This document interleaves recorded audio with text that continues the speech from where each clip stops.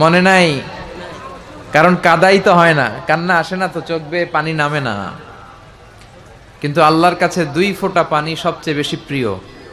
এক হচ্ছে জেহাদের ময়দানে রক্তের ফোঁটা, এই ফোঁটাটা আল্লাহর কাছে সবচেয়ে প্রিয়। আরেকটা হচ্ছে অনুতপ্ত বান্দার চোখের পানির ফোঁটা।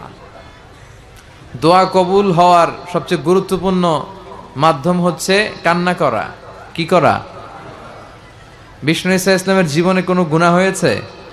কোনো পাপ? তারপরেও তিনি কান্না করতেন, দোয়া করতেন, আর বলতেন আল্লাহুম্মা ইন্নী আবদুক ওয়াবনু আবদিক ওয়াবনু আমাতিক নাসিয়াতি বিয়াদিক। হে আল্লাহ, আমি আপনার গোলাম, গোলামের ঘরের গোলাম, বান্দির ঘরের গোলাম। আল্লাহ, আমার 14 গোষ্ঠী আপনার গোলাম। নাসিয়াতি বিয়াদিক, আমার মাথার চুলের ঝুঁটি আপনার কুদরতি হাতের মুঠোয়। আপনি যেই দিকে টান দেন আমি ওই দিকে যেতে বাধ্য। আল্লাহ নিজেরে কত ছোট করতেন আর কাঁদতেন। এজন্য চোখের পানির দরকার আছে না নাই? বিষ্ণু ঈসা ইসলাম মাঝে মাঝে এমন বয়ান দিতেন, সাহাবারা মনে করতেন কাআন্নাহা মাউইদাতু মুআদ্দিহ, মনে হয় এটাই বিদায়ী ভাষণ, এরপরে মনে হয় বিষ্ণুনবী ভাষণ দিবেন না। সাহাবারা বলতো আমাদের হৃদয় কেঁপে উঠতো বয়ান শুনে। জারাফাত মিনহাল উয়ুন, চোখ বেয়ে আমাদের দাঁড় দাঁড় করে পানি নামতো, আমাদের হৃদয়টা নরম হয়ে যেত, আমরা কাঁদতাম, বিশ্বনবীও কাঁদতেন। তা এখন আমাদের চোখ দিয়ে পানি নামে না। অনেক আলোচক আছে, তার পুরো আলোচনার জীবনে সে নিজেও কাঁদে না, তার কথা শুনে শ্রোতারাও কাঁদে না। এর কারণ হচ্ছে এদের হৃদয় নরম হচ্ছে না। হৃদয়টারে নরম করতে হবে। হৃদয় নরম করাটা অনেক গুরুত্বপূর্ণ জিনিস। চোখ দিয়ে পানি ঝরাতে পারা অনেক গুরুত্বপূর্ণ জিনিস। নিজের পাপের কথা স্মরণ করে আমাদের আল্লাহর কাছে কান্না করা উচিত এবং মাফ চাওয়া উচিত।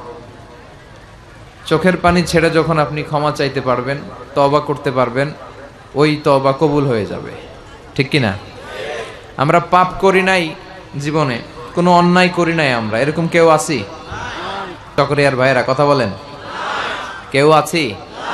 কত পাপ, সগীরা কবিরা, জেনে না জেনে, ইচ্ছায় অনিচ্ছায়, লক্ষ লক্ষ পাপের বোঝা। ঠিক কিনা? লুকিয়ে পাপ করেছি, কেউ দেখে নাই, কিন্তু দেখেছে কে?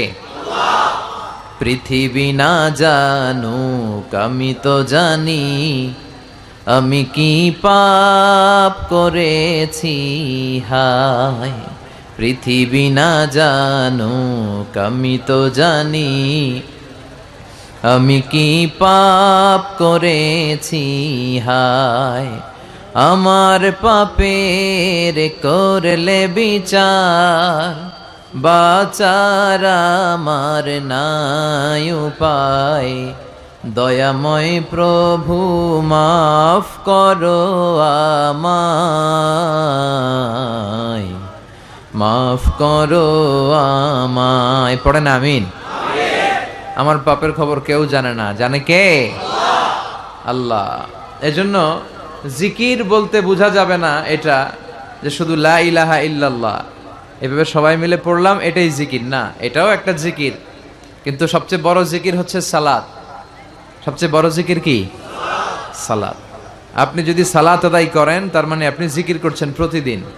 এরপরে আরেকটা দামি জিকিরের নাম হচ্ছে কোরআন। আরেকটা দামি জিকিরের নাম, আপনি যখন কোরআনের তেলাওয়াত করেন অথবা কোরআনের তাফসির পড়েন কিংবা কোরআনের বঙ্গানুবাদ পড়েন কিংবা কোরআনের তাফসির শোনেন, আপনি কেমন যেন জিকিরের মধ্যে আছেন। চিল্লা এখন ঠিক কিনা? তাহলে সালাত হচ্ছে জিকির, কোরআন তেলাওয়াত হচ্ছে জিকির। আবার এই যে প্রতি শুক্রবারে আমরা জুমার সালাতের আগে খুতবা শুনি না? কথা বলেন, এই খুতবাটাও জিকির, এই খুতবাটাও একটা জিকির।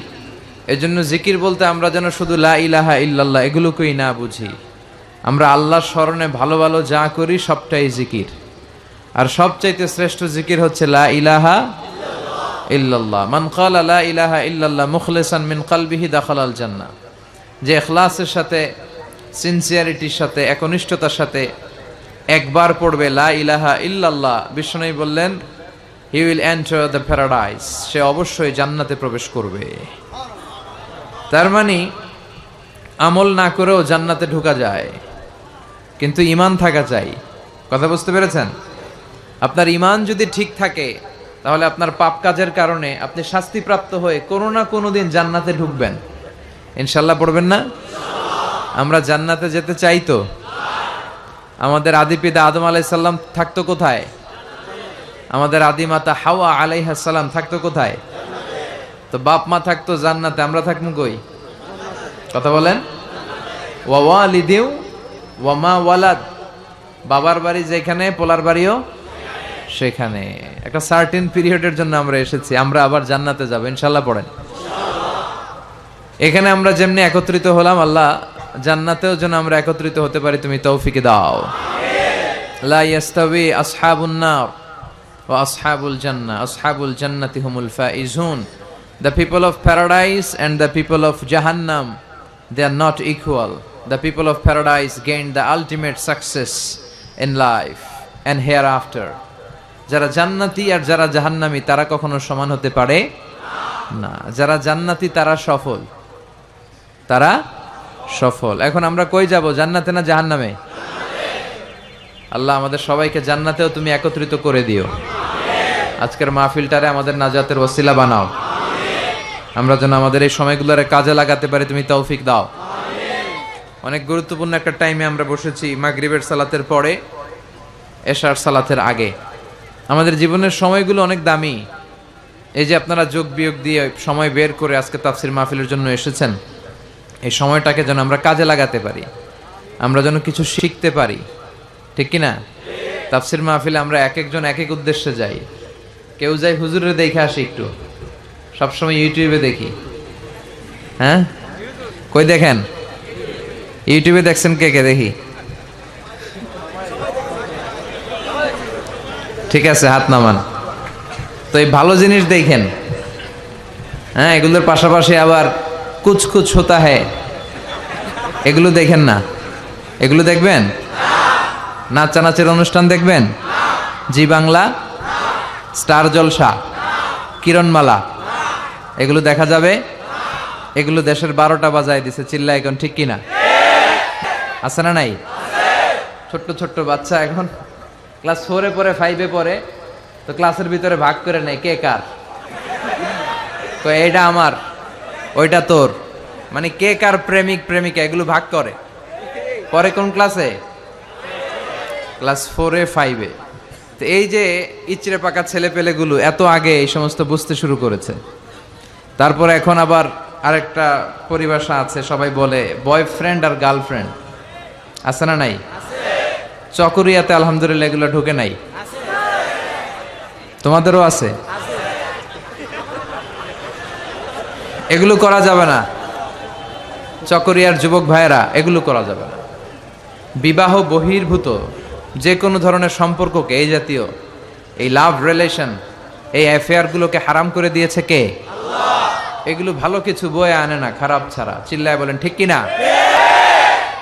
তার মানে এগুলো দেখলে ভালো কিছু পাওয়া যায় না।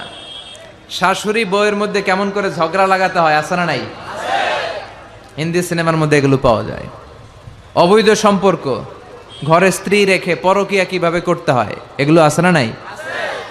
আসেন এগুলো থেকে আমরা নিজেদেরকে বাঁচাই, আর আমরা যেন আমাদের সময়কে কাজে লাগাই। বিশ্বনবী সবসময় বলতেন সময়কে কাজে লাগাও, কোনো প্রিভিলেজকে পেলে এটাকে কাজে লাগাও। বিশ্বনবী বলতেন 5টা জিনিস আসার আগে 5টা জিনিসকে কাজে লাগাও। হায়াতাকা ক্বাবলা মাউতিক, শুনতেছেন? বিশ্বনবী বলতেন সুযোগকে কাজে লাগাও। কি কাজে লাগাও? সুযোগ কি সবসময় আসে? বারবার আসে? এজন্য সুযোগকে কাজে লাগানোর দরকার আছে না নাই? বিশ্বনবী বলতেন হায়াতাকা ক্বাবলা মাউতিক, মৃত্যু আসার আগে জীবনকে কাজে লাগাও। এই জীবন আল্লাহর দেয়া সবচেয়ে দামি উপহার আমাদের জন্য, এটাকে যেন আমরা কাজে লাগাই। এরপরে বিশ্বনবী বলতেন শাবাবাকা ক্বাবলা হারামিক, বার্ধক্য আসার আগে তোমার যৌবনকে কাজে লাগাও। আমি তো দেখতে পাচ্ছি আমার সামনে 99% শ্রোতাই হচ্ছে যুবক। তোমরা অনেক কিছু করতে পারো প্রিয় ভাইয়েরা, তোমাদের মধ্যে অনেক শক্তি, সম্ভাবনা। তোমরা চাইলে সমাজকে পাল্টে দিতে পারো, তোমরা চাইলে ইতিহাস গড়তে পারো।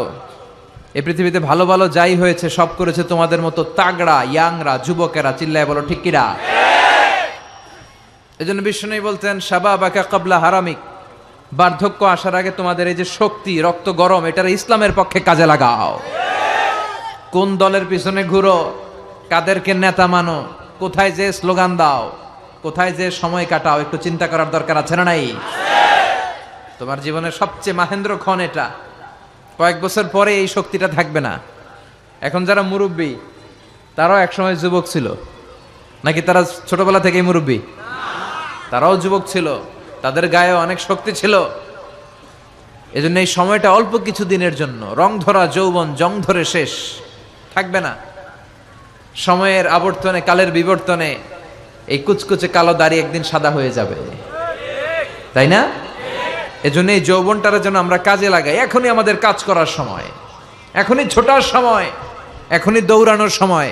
সমাজকে, পরিবারকে যা দেয়ার, আল্লাহর ইবাদত যা করার, এখনই তো করার সময়। এজন্য আমরা যেন যৌবনকে কাজে লাগাই।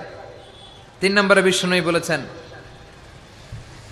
ফারাগাকা ক্বাবলা শুগলিক, তোমার ব্যস্ততা আসার আগে অবসরকে কাজে লাগাও। মাঝে মাঝে এমন ব্যস্ত আমরা হয়ে পড়ি, নাভিশ্বাস, শ্বাস ফেলার জায়গা থাকে না, ঠিক কিনা? এর ফাঁকে যখন একটু অবসর পাই আমরা ইবাদত করব কার? তারপর বিষ্ণু ইসলাম বলেছেন গানাকা ক্বাবলা ফাকরিক, তোমার দারিদ্রতা আসার আগে ধনাঢ্যতাকে কাজে লাগাও। আমাদের মধ্য থেকে আলহামদুলিল্লাহ যারা ধনী, আমাদেরকে ধন দিয়েছে কে? এটা কিন্তু পরীক্ষা। আল্লাহ ধনী বানিয়ে মানুষকে পরীক্ষা করে, আবার কাউকে গরিব বানিয়ে পরীক্ষা করে, ঠিক কিনা? তাই যারা সম্পদশালী হয়েছি তারা যেন এটাকে কাজে লাগাই, ইসলামের পক্ষে কাজে লাগাই। জাকাত যাদের ফরজ হয়েছে আমরা যেন জাকাত দেই। জাকাত যারা আদায় করে তাদেরকে পছন্দ করে কে? দে জাকাত, দে জাকাত, তোরা দে রে জাকাত, তোর দিল খুলবে পরে, আগে খুলুক হাত। দে জাকাত, দে জাকাত, তোরা দে রে জাকাত, ঠিক কিনা? জাকাত দিলে আল্লাহ আপনার সম্মানকে বাড়িয়ে দিবে। বিশ্বনবী সাল্লাল্লাহু আলাইহি ওয়াসাল্লাম বললেন গানাকা ক্বাবলা ফাকরিক, তোমার দারিদ্রতা আসার আগে ধনাঢ্যতাকে কাজে লাগাও। এজন্য সম্পদশালী যারা হয়েছেন, আপনাকে সম্পদ দিয়েছে কে? চিল্লায় বলেন কে? নাকি আপনি মালিক হয়েছেন? এটা তো কারুনের স্বভাব ছিল। কারুন বলতো ইন্নামা উতিতুহু আলা ইলমিন ইনদি, আমি আমার জ্ঞান, বিবেক আর বুদ্ধি দিয়ে সম্পদ কামিয়েছি। না, তুমি তোমার জ্ঞান, বিবেক, বুদ্ধি দিয়ে কিছুই কামাতে পারো নাই। তোমাকে সম্পদের মালিক বানিয়েছে কে? এরপর বিষ্ণু সাল্লাল্লাহু আলাইহি ওয়াসাল্লাম বললেন সিহহাতাকা ক্বাবলা মারাদিক ক্বাবলা সাকমিক, তোমার অসুস্থতা আসার আগে তুমি তোমার সুস্থ সময়টাকে ইসলামের পক্ষে কাজে লাগাও। আমরা যখন অসুস্থ থাকি তখন আমাদের কিছু করার ক্ষমতা থাকে? এই যে এখন আমরা সুস্থ যে রইলাম, আমাদেরকে সুস্থ রাখলো কে? এই সুস্থতার মর্যাদা যেন আমরা বুঝি। এই 5টা জিনিস আসার আগে 5টা জিনিসকে কাজে লাগাতে বলেছে বিশ্বনবী মুহাম্মদুর রাসূলুল্লাহ সাল্লাল্লাহু আলাইহি সাল্লাম। আমরা যেন এগুলোকে কাজে লাগাই। এই যে আমাদের সময়টা আমরা যেন কাজে লাগাই, আমরা যেন ইখলাসের সাথে, ইয়াকিনের সাথে, ঈমানের সাথে কথাগুলো শুনি এবং জীবনটাকে যেন পরিবর্তন করি। আল্লাহ তুমি তৌফিক দাও। আরো জোরে পড়ি আমিন। মাতামুহুরি ব্রিজের পূর্ব পাশে দিঘির পাড় আলামিন ইসলামী কাফেলার সিরাতুন নবী সাল্লাল্লাহু আলাইহি ওয়াসাল্লামের মাহফিল। আজকের প্রোগ্রামের মোহতারাম সভাপতি আলহাজ মাওলানা নুরুল হক সাহেব, সিনিয়র শিক্ষক, আমজাদিয়া ফাজিল ডিগ্রি মাদ্রাসা। আসছে আপনি? মাশাআল্লাহ, তাবারাকাল্লাহ, হুজুর চলে আসছে। এরপর আছেন আলহাজ শওকত উসমান শওকত, চেয়ারম্যান কাকাড়া ইউনিয়ন পরিষদ। আসছে? ওই যে দেখা হয়েছে যে, ঠিক আছে। প্রধান বক্তা আল্লামা ডক্টর, এগুলো বাদ দিবেন, শুধু মিজানুর রহমান আজহারি। আমার পরপরই কথা বলবে আল্লামা আবু ইয়াহিয়া জাকারিয়া আল হুসাইনি, ঢাকা। আচ্ছা, কথা বলবে আলহাজ মাওলানা কফিলউদ্দিন, মাওলানা আবুল কালাম সাহেব। যারাই কথা বলেছে এবং বলবে, আল্লাহ তাদের কথা থেকে কোরআন সুন্নাহর আলোকে যা আমরা শুনবো, পাবো, আমরা যেন আমল করতে পারি। আল্লাহ তুমি তৌফিক দাও। আরো জোরে পড়বো আমিন। আমরা আজকে কোরআনের সবচাইতে দামি সূরা থেকে কিছু কথা শুনবো, ইনশাআল্লাহ। পড়েন, বলেন কোরআনের সবচেয়ে দামি সূরা কোনটি? সবাই বলেন। একজন বলছে ইখলাস, আর আপনারা সূরা ফাতিহা, আপনারা বাকারা, ওইদিকে ফাতিহা, পিছনে দলাদলি দেখছেন? হ্যাঁ, আসলে সবচেয়ে দামি সূরা কোনটা আপনার? হ্যাঁ বলেন, কোন সূরা ছাড়া নামাজ হবে না? বাইতুল মুকাররমের ইমাম সাহেব যদি পড়ে সূরা ফাতিহা ছাড়া? কাবা ঘরের ইমাম শাইখ আব্দুর রহমান আস-সুদাই সূরা ফাতিহা ছাড়া নামাজ পড়ছে হবে? এমনকি বিশ্বনবী নিজেও যদি সূরা ফাতিহা ছাড়া নামাজ পড়ে ওই নামাজটা হবে? হবে না, কারণ বিশ্বনবী নিজেই বলেছেন লা সালাতা লিমান লাম ইয়াকরা বিফাতিহাতিল কিতাব, যে ব্যক্তি সূরা ফাতিহা সালাতে পড়ে না তার সালাত হয় না। বিশ্বনবী বলেছেন এটা হচ্ছে আফদালুস সুয়ার, আ'যামুস সুয়ার, বুখারীর বর্ণনা, আ'যামুস সুয়ার মিনাল কুরআনিল কারীম, কোরআনের সবচাইতে দামি সূরা। যে সূরা ছাড়া নামাজ হয় না, সূরাটার নাম মুখস্থ আছে না সবার? নাই কার কার দেখি? আমি কই নাই কার কার? একজন হাত তুলে কয় আছে। সবার মুখস্থ আছে না? আলহামদুলিল্লাহ। অনেক হিন্দু ভাইদেরও মুখস্থ, অনেক হিন্দু ভাইরাও সূরা ফাতিহা পড়ে, জানেন? আল্লাহ তাদের হৃদয়ের ভিতরেও তুমি ইমানের নূর দিয়ে হৃদয়টাকে নুরানি করো। এটা আমাদের রেসপন্সিবিলিটি। আমরা মুসলমানরা যদি আমাদের ইসলামের সঠিক কথা বার্তা মেসেজগুলো ঠিকমতো পালন করতাম, এই দেশে কোনো হিন্দু থাকতে পারতো না। সব ইসলামের সৌন্দর্য, ভালোবাসা, ইসলামের ভিতরে ঢুকলেই লাভ, এই লাভ দেখা সব কালেমা পড়ে মুসলমান হয়ে যেত, ঠিক কিনা? কারণ আমরা নিজেরাই তো মানি না, নিজেদের মধ্যে কিলাকিলি আছে না নাই? তো এগুলো দেখে হিন্দুরা ভাবে আমরা যে ধর্ম পালন করি এটাই ভালো। এজন্য আমরা আমাদের ধর্মকে, আমাদের বিশ্বাস, আমাদের ধর্ম বিশ্বাসকে যেন আমরা রিপ্রেজেন্ট করতে পারি সুন্দরভাবে, সহজভাবে। খেয়াল রাখবেন, আদ-দীনু ইউসরুন লা উসরা ফি, দিন হচ্ছে সহজ, এর মধ্যে কাঠিন্যতা নেই। ইউরিদুল্লাহু বিকুমুল ইউসরা ওয়ালা ইউরিদু বিকুমুল উসরা, আল্লাহ তোমাদের জন্য সহজ চান, আল্লাহ তোমাদের জন্য কঠিন চান না, ঠিক কিনা? আল্লাহ এই দিনের মধ্যে কোনো কাঠিন্যতা দেন নাই। বিষ্ণু ঈসা ইসলাম বলেছেন বাশশিরু ওয়ালা তুনাফিরু ইয়াসসিরু ওয়ালা তুআসসিরু, তোমরা সুসংবাদ দাও, মানুষকে দিন থেকে ভাগিও না। আমরা দিন থেকে ভাগাই, আছে না নাই? একজন কালিমা পড়ে এখনই মুসলমান হয়েছে, এরপর আমি শুরু করলাম আপনার কালকে থেকে সিগারেট ছাড়তে হবে, কালকে থেকে মদ ছাড়তে হবে, আপনার 5 ওয়াক্ত নামাজ পড়া লাগবে, সুন্নত পড়া লাগবে, এইটা লাগবে, ওইটা লাগবে, এইটা হারাম, ওইটা হারাম, ওইটা করা যাবে না, ওইটা নাই, ওইটা নাই। হ্যাঁ কইব, তাইলে আমিও নাই। কথা বলেন, একই বলবে আমিও এই ধর্মে নাই। এজন্য সহজ করে আপনি রিপ্রেজেন্ট করেন। আজকে যদি কেউ কালিমা পড়ে মুসলমান হয়, ওরে আপনি কিচ্ছু বলবেন না, ওরে বলবেন আসো দেখো মসজিদে কি হয়, আমাদের তাফসির মাহফিলে কি বলে, কোরআন টোরান নিয়ে একটু ঘাটো। এরপর আস্তে আস্তে তারা সালাতে নিয়ে যাবেন, 1-2 একটা করে নিতে নিতে রমাদানে আসলে ইফতারি করাবেন আগে, এরপরে রোজার দাওয়াত দিবেন। ধীরে ধীরে সে ইসলামের ভেতরে ঢুকবে, গ্রাজুয়ালি। আল্লাহ কোনো কিছু হুট করে চাপায় দেয় না। এই আল্লাহর সুন্নতটাই আমরা ভুলে যাই। সুন্নাতুল্লাহি ফি আহকামি শরিয়া, আল্লাহ কিভাবে শরীয়তের আহকামগুলো পাঠালেন এগুলো আমরা ভুলে যাই। মদকে আল্লাহ তাআলা চাইলে একসাথে হারাম করতে পারতেন না, কিন্তু আল্লাহ তাআলা কিন্তু মদকে হুট করে হারাম করার ঘোষণা দেন নাই, তারা মদ খাওয়া বন্ধ করে দিল। এরপর আস্তে আস্তে যখন মদ খাওয়া বন্ধ করতে অভ্যস্ত হতে শুরু করেছে, আল্লাহ আয়াত নাজিল করলেন ইন্নামাল খামরু ওয়াল মাইসিরু ওয়াল আনসাবু ওয়াল আজলামু রিজজুম মিন আমালি শাইতানি ফাজতানিবু। চিরকালের জন্য এই কথা বললে আল্লাহ মদকে হারাম করে দিলেন। সুবহানাল্লাহ পড়েন। দেখেন কিভাবে আস্তে আস্তে গ্রাজুয়ালি, এটাই বুঝতে চায় না অনেকে। এটা আমাদের আস্তে আস্তে যে করতে হবে, পরিবর্তনটা যে আস্তে আস্তে হবে। আগে তো হৃদয়ে জায়গা করে নেবেন মানুষের, আগে মানুষের কোথায় ঢুকতে হবে? হৃদয়ে জায়গা করে নেন, তারপর ঠিকই মানুষের একটা আত্মবিশ্বাস আপনার উপর তৈরি হবে, আস্থার জায়গা তৈরি হবে, তখন আপনি মানুষকে গাইড করতে পারবেন। শুরুতে কয় হারাম, শুরুতে কি কয়?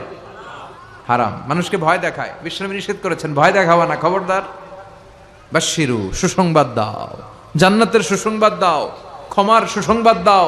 আল্লাহ মহান, আল্লাহ দয়ালু। দ্য বিউটি অফ ইসলাম, ইসলামের সৌন্দর্যগুলো তুলে ধরো, বুঝাতে চেষ্টা করো যে ইসলামের নিয়মগুলো এটা স্বাস্থ্যসম্মত, এটা পরিবেশ বান্ধব, এটা আকলে ধরে, এটা সিভিলাইজড, এটা সভ্য একটা ধর্ম। এগুলো বুঝাও, সৌন্দর্যগুলো আগে মানুষের চোখের সামনে তুলে ধরো, অটোমেটিক্যালি মানুষ ইসলামের রাস্তায় চলে আসবে। চিৎকার করে বলেন ঠিক কিনা? আর শুরুই যদি করেন হারাম দিয়া, শুরুতেই কয়ে দিলাম হারাম, কেউ শুনবে? এজন্য আমরা যেন ইসলামকে সহজ ভাবে, ইসলাম যেভাবে এসেছে সহজ পদ্ধতিতে, এইভাবে যেন মানুষের কাছে পৌঁছে দিতে পারি, তাহলে মানুষ রিসিভ করতে পারবে সহজে। আল্লাহ তুমি বুঝার তৌফিক দান করো। তাহলে কোরআনের সবচেয়ে দামি সূরার নাম, আরো জোরে বলেন, সূরাতুল ফাতিহা। আউয়ালুস সুওয়ার নাযালা কামিলান, কোরআনের সর্বপ্রথম যেই সূরাটা পূর্ণাঙ্গভাবে একসাথে নাজিল হয়েছে সেটার নাম হচ্ছে সূরাতুল ফাতিহা। এর আগে কোন সূরা পরিপূর্ণভাবে একসাথে নাজিল হয় নাই। 5 আয়াত, 2 আয়াত, 3 আয়াত, পরে বিশ্বনবী এগুলো মিলাই নিছে। সুবহানাল্লাহ পড়েন। আমরা কত সহজে কোরআন পেয়ে গেলাম। বিশ্বনবী যখন কোরআনের আয়াতগুলো আসতো, তিনি পড়তে পড়তে পড়তে পড়তে মুখ দিয়ে ফেনা তুলে ফেলতেন। আল্লাহ বললেন, লা তুহাররিক বিহি লিসানাকা লিতাআজালা বি ইন্না আলাইনা জামাআহু ওয়া কুরআনা। ও নবী, কোরআন পড়ার জন্য এত পেরেশান হবেন না। জিব্রাইল এসে যখন পড়ে যায়, আপনি সিম্পলি ওনার সাথে সাথে একবার পড়েন। এই কোরআনকে আপনার হৃদয়ে ঢুকায় দেওয়ার, হেফজ করায় দেওয়ার, আপনার সিনায় রেখে দেওয়ার দায়িত্ব কার? এরপর থেকে বিষ্ণু ইসলাম আর তাড়াহুড়ো করতেন না, সিম্পলি একবার পড়তেন, অটোমেটিক্যালি মুখস্থ হয়ে যেত। সুবহানাল্লাহ পড়েন।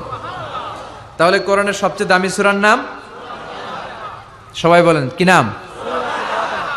সূরাতুল ফাতিহা। এটাকে বলা হয় প্রিফেস অফ দ্য বুক, মানে কোরআনের ভূমিকা।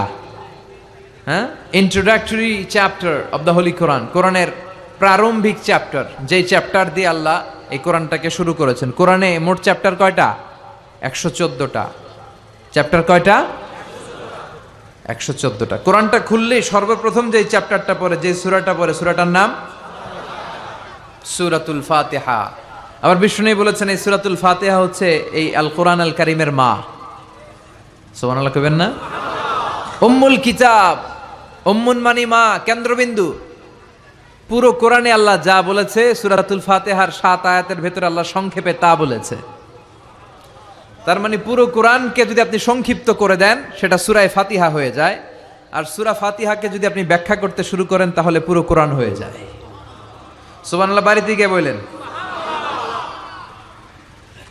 এটা উম্মুল কিতাব। আবার এই সূরার আরেকটা নাম হচ্ছে সূরাতুল ওয়াফিয়া, মানে অখণ্ড সূরা। এই সূরাকে খণ্ড খণ্ড করে পড়া যায় না। কোরআনের অন্য অনেক সূরাকে খণ্ড করে পড়া যায়। কেউ সূরা আর রহমানের প্রথম 10 আয়াত প্রথম রাকাতে পড়লো, তারপরের 10 আয়াত দ্বিতীয় রাকাতে পড়লো, কোনো সমস্যা আছে? নাই। কিন্তু কেউ যদি ফজরের 2 রাকাত নামাজের প্রথম রাকাতে সূরা ফাতিহার অর্ধেক পড়লো, দ্বিতীয় রাকাতে বাকি অর্ধেক পড়লো, তার নামাজ হবে? কারণ এটা পূর্ণাঙ্গ সূরা, অখণ্ড সূরা। এই সূরাকে খণ্ড খণ্ড করে পড়া যায় না, ভাগ করে পড়া যায় না। এটা পড়লে পুরোটাই পড়তে হয়। চিৎকার করে বলেন ঠিক কিনা? আবার এই সূরার আরেকটা নাম হচ্ছে সূরাতুদ দুআ। কি নাম? দোয়া মানে কি? দোয়া করা। দোয়া মানে প্রার্থনা করা, চাওয়া, মাংনা, ফরিয়াদ করা। বিষ্ণু বলেছেন, ইযা ইসতাআনতা ফাসতাইন বিল্লাহ। সাহায্য চাইতে হলে আল্লাহর কাছে চাও, কিছু চাইলে আল্লাহর কাছে চাও। সাহায্যের দরকার হলে একজনের কাছে হাত পাতো, তিনি কে? আল্লাহ। এই সূরাতে আমরা আল্লাহর কাছে চাই। আমরা প্রতিদিন নামাজের মধ্যে বলি ইহদিনাস সিরাতাল মুস্তাকিম। এটা কিন্তু অনেক দামি দোয়া। অনেকে দোয়া খুঁজে পায় না, দোয়া খুঁজে পায় না। এটা সবচাইতে দামি দোয়া। এত দামি দোয়া যেটাকে প্রত্যেক নামাজে পড়াটাকে আল্লাহ ওয়াজিব করে দিয়েছে। ও আল্লাহ, show us the right path, show us the correct path, show us the middle path. আল্লাহ, আপনি আমাদেরকে মধ্যম পন্থাটা দেখান, সঠিক রাস্তাটা দেখান, যে রাস্তায় আপনি দুনিয়াতে উঠে যাবেন আর হাঁটতে হাঁটতে দেখবেন এই রাস্তার শেষ মাথা ঢুকে গিয়েছে জান্নাতে। তাহলে কেমন করে আল্লাহর কাছে চাইবেন, কেমন করে দোয়া করবেন, এই কথাটাও এই সূরার ভেতরে আছে না নাই? এরপরে এই সূরার আরেকটা নাম হচ্ছে সূরাতুশ শিফা অথবা সূরাতুর রুকিয়া, ঝাড়ফুঁক করার সূরা। অনেকে কি দিয়ে ঝাড়ফুঁক করবে খুঁজে পায় না, আছে না নাই? আপনি সূরাতুল ফাতিহা পড়ে ঝাড়ফুঁক করবেন। অসুস্থ ব্যক্তির গায়ে সূরা ফাতিহা পড়ে ফু দিলে সুস্থ করে দেয় কে? রব্বুল আলামিন বলেন, وَنُنَزِّلُ مِنَ الْقُرْآنِ مَا هُوَ شِفَاءٌ وَرَحْمَةٌ لِّلْمُؤْمِنِينَ وَلَا يَزِيدُ الظَّالِمِينَ إِلَّا خَسَارًا। আল্লাহ বললেন, আমি কোরআনের মধ্যে শেফা রেখেছি। এই আল কোরআন আল কারীমের ভেতরে আমি আল্লাহ রহমত দিয়েছি। কোরআন পড়ে ফু দিলে অসুস্থ ব্যক্তিরে সুস্থ করে দেয় কে? আপনি যেই কোনো রোগে আক্রান্ত হন না কেন, আপনি যদি সূরা ফাতিহা পড়ে ফু দেন, সুস্থ করবে কে? বিশ্বাস হয় না সন্দেহ লাগে? যাদের বিশ্বাস হয় তাদের ফুতে কাজ হয়ে যাবে, আর যাদের সন্দেহ লাগে এরা হাজারবার ফু দিলেও কোনো কাজ হবে না। বিষ্ণু ঈসা ইসলাম সূরা ফাতিহা পড়ে সাহাবাদেরকে ফু দিতেন, আবার সূরা ইখলাস, সূরা ফালাক, সূরা নাস পড়ে ফু দিতেন।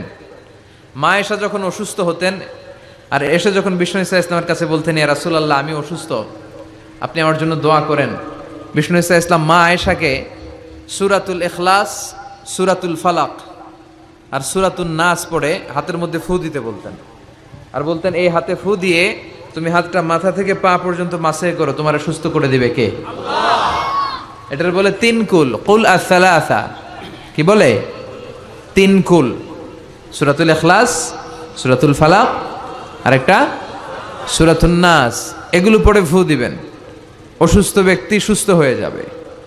আবু সাঈদ আল খুদরি রাদিয়াল্লাহু তাআলা আনহু, উনি একবার একটা সফরে বেরোলেন।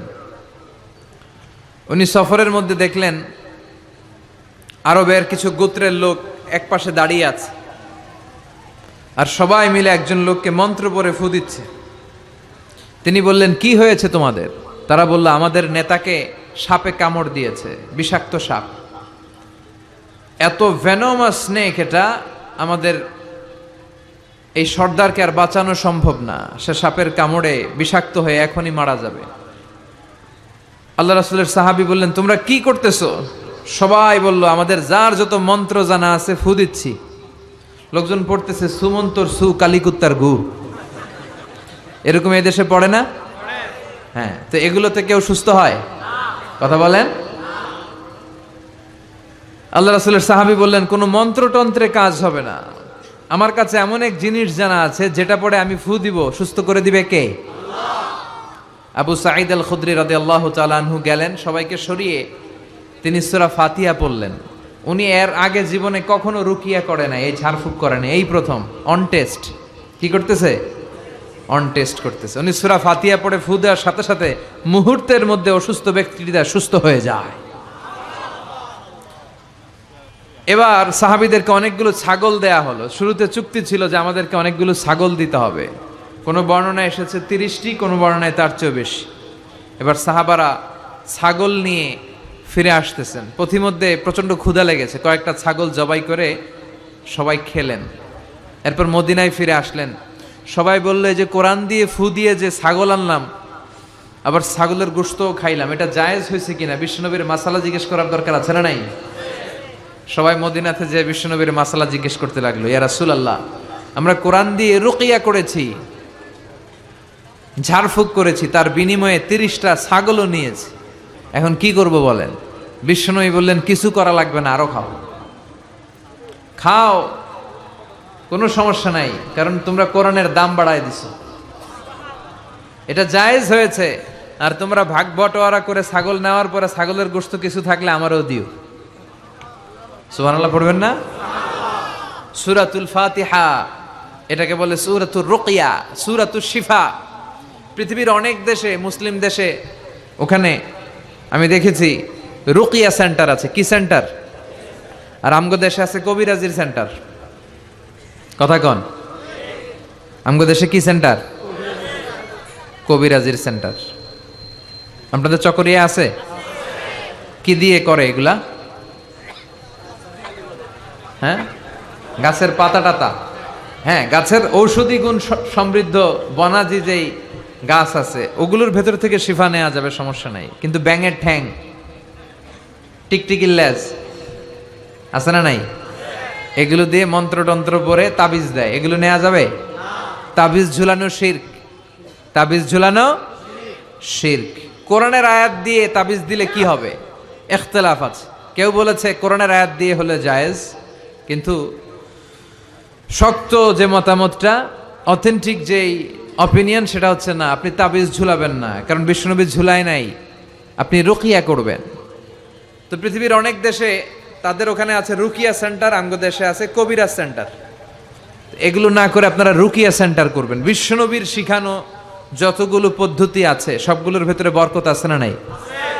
বিশ্বনবী বলতেন তোমরা কালিজিরা খাও, হাব্বাতুস সাউদা শিফাউন মিন কুল্লি দা ইল্লা সাম। বিশ্বনবী বলতেন মৃত্যু ছাড়া এই কালিজিরা সব রোগের ঔষধ। এই কালিজিরা শুধু একটা রোগকে ভালো করতে পারে না, এই রোগটার নাম মৃত্যু। এটার কোনো চিকিৎসা আছে না। এরপর বিশ্বনবী মধু খাইতে বলতেন। মধু কোরআনে বলা হয়েছে ফিহি শিফাউন লিন্নাস, মধুর ভেতরে মুমিনদের জন্য আছে রেমেডি, শিফা। আপনি মধু খাবেন, আপনারা সুস্থ করে দিবে কে? তো এজন্য বিশ্বনবীর শেখানো সবগুলো জিনিসের ভেতরে বারাকা। বিশ্বনবী সিঙ্গা লাগাতেন। কি লাগাতেন? আরবিতে এটাকে বলে হেজামা। পৃথিবীর অনেক দেশে হেজামা সেন্টার আছে। কি সেন্টার? হিজামা সেন্টার। এই কাপিং বলে এটাকে, প্লাস্টিকের কাপিং লাগায় দেহের ভেতরে যে দূষিত রক্তগুলো আছে, যেখানে পেইন হয়, ব্যথা হয়, টেনে এই দূষিত রক্তটা বের করে দিবে আর আপনারা সুস্থ করে দিবে কে? বিশ্বনবী এই কাপিং করতেন। আমাদের বাংলাদেশেও অনেক ওই যে সাপের খেলা দেখায় যে মহিলারা, এরাও এগুলা করে উল্টাপাল্টা। এরা গান বানায়, কয় পক্ষোয়াই জোখোয়াই, সিঙ্গা লাগায়, সাপের খেলা দেখায়। আছে না নাই? এই সাপের খেলা দেখাবে, পক্ষোয়াই জোখোয়াই বলবে, আসলে কিছুই বের করতে পারে না। বিশ্বনবীর শিখানো যতগুলো পদ্ধতি আছে আমরা সেগুলো মানবো। ওগুলোর ভেতরে বরকত দিয়েছে কে? এখন গোটা বিশ্বের বিভিন্ন জায়গায় বিশ্বনবীর এই হেজামা, সিঙ্গা লাগানোটা, এটা ল্যাবরেটরিক্যালি প্রুভড হয়েছে যেটা স্বাস্থ্যকর। এবং আমি দেখলাম গত বিশ্বকাপে একজন ফুটবলার তারকা, সে তার দেহের অনেক জায়গায় সিঙ্গা লাগিয়েছে। আলহামদুলিল্লাহ পড়েন। তার মানে ইউরোপ, আমেরিকায়, গোটা বিশ্বে বিশ্বনবীর এই সুন্নাহগুলো ছড়াই দিচ্ছে কে? ওয়ালা বাইতা ওয়াবার ওয়ালা মাদার ইল্লা আদখালাহুল্লাহু হাযা দ্বীন। আল্লাহর ওয়াদা, আল্লাহ বলেছেন নবী, এই পৃথিবীতে এমন কোনো জঙ্গল থাকবে না, মরুভূমি থাকবে না, এমন কোনো ঘর থাকবে না, বাড়ি থাকবে না, এমন কোনো পাহাড় থাকবে না, এমন কোনো জায়গা থাকবে না যে জায়গায় আমি কালেমার কথা আর ইসলামের কথাকে পৌঁছায় দেব না। প্রতিটা জায়গায় ইসলামের কথাকে পৌঁছায় দিবে কে? কালেমার বাণীকে পৌঁছে দিবে কে?